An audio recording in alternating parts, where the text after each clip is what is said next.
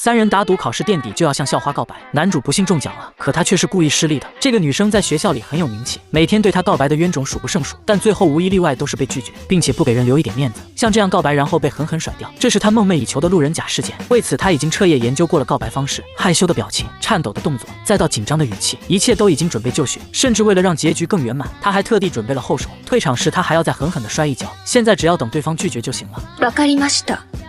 え？あなたのような方を待っていたの。よろしくね。はい。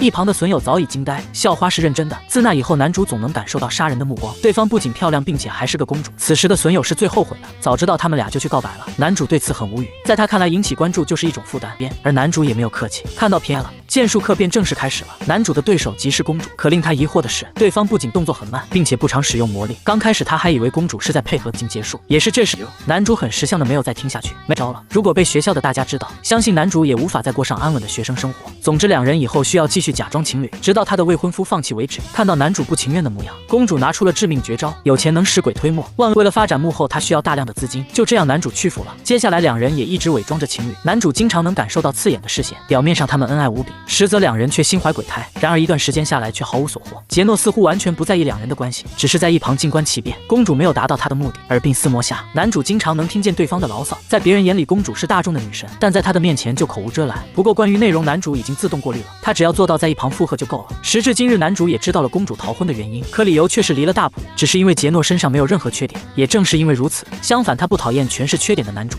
ありがとう。僕には褒め言葉だ。どういたしまして、欠点まみれのポッチ。今日の報酬よ。